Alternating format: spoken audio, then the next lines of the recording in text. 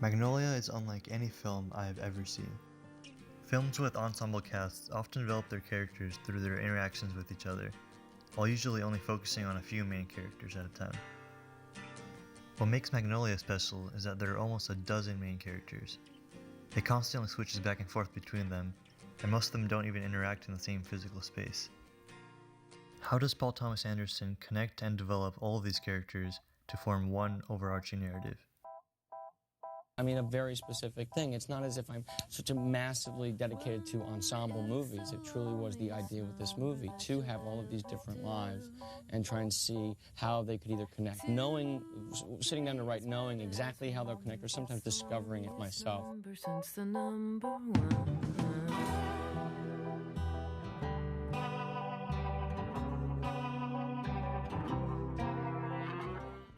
There's a key line that's repeated 3 times throughout the film. And the book says we may be through with the past, but the past is not through with us. This is the basis of what connects the threads of each story and implies determinism, or the idea that everything is a product of the past. Either our wills are determined by a long chain of prior causes, and we're not responsible for them, or they're determined by some random influences, and we're not responsible for them. In this scene, Donna indicates that childhood trauma reverberates throughout adulthood. And no, it is not dangerous to confuse children with angels. Children are naturally good until they're damaged by traumatic experiences. In Magnolia, most of the character's trauma stems from a parent-child relationship. Claudia was abused by her father, while Frank hates his for letting his mother die. Donna was used by his parents for money without ever truly being loved, and Stanley is now in a similar situation. The characters must recognize that they cannot run from the past, because the past makes them who they are, even if they are not to blame for it. Magnolia is essentially about how seemingly unrelated characters are interwoven into one story about learning to reconcile with the past.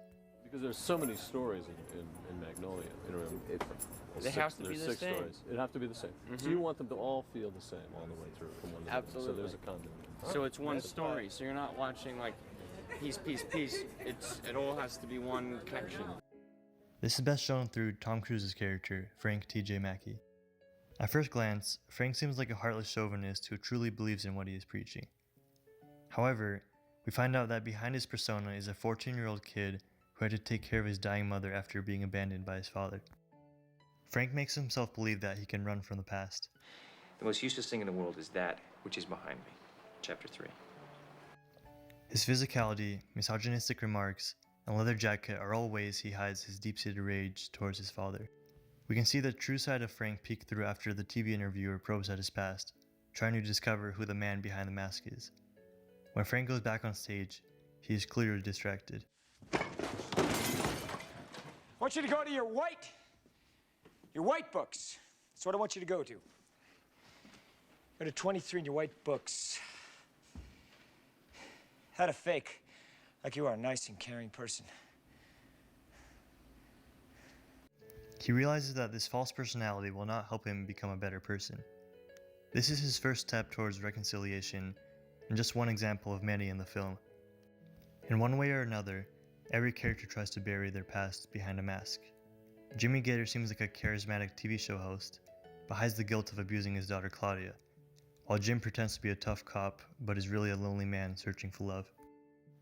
These stories are connected in the way that the characters' personas are peeled back to reveal concealed emotional scars. Once the characters can look at who they truly are, is when they can finally find some sort of peace. I'm not a good cop. I'm looked down at, and I know that, and I'm scared that once you find that out, you might not like me. Jim, that was I'm so sorry. great, what you just said. Next, let's take a look at how the music in Magnolia ties into the story. Paul Thomas Anderson was heavily inspired by Amy Mann when making Magnolia. But it was really this line, this first line of her song, Deathly, and it goes, "Now that I've met you, would you object to never seeing me again?" And that was the start of it all, just thinking, that's good, I'm going to steal that, and I'm going to write a movie. Now that I've met you, would you object to never seeing me again? What? Just say no. I won't say no. Just say no. Wait, Claudia. Claudia. About 3/4 of the way into the film, the emotions have been building for over 2 hours. In a moment of catharsis, the characters are united as they sing Wise Up by Amy Mann. All of them recognize that they need to wise up, or to stop blaming themselves for the past because they are not really in control of what happened. It's not going to stop till you wise up. At this point in the film, every character is willing to confront their troubles but has not yet taken the steps to do so. Claudia accepts a date with Jim, Frank agrees to see his dying father, and Donnie tries to return the money that he stole for his braces. This event is the first major step in the character's unified arc towards reconciliation. Now comes the part that everyone always talks about when it comes to Magnolia. Oh, the frogs falling from the sky. If the song is the scene where the characters decide to change, the Rain of Frogs signifies the moment where they follow through. The frogs themselves are not the important part of the ending. The characters had to look inward for reconciliation, and the frogs are simply there to represent the crescendo at the peak of their emotions.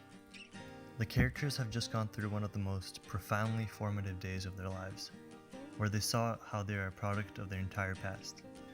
There needed to be a monumental, cosmic external event that connects the characters and accurately mirrors the scope of their emotional states.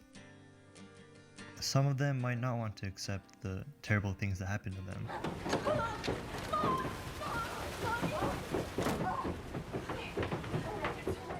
Claudia's abuse, like the other characters' hardships, is something that really happened and is an inseparable part of her.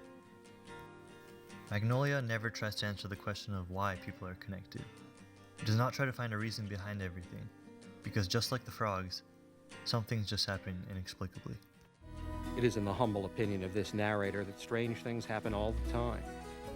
And so it goes, and so it goes, and the book says, we may be through with the past, but the past ain't through with us.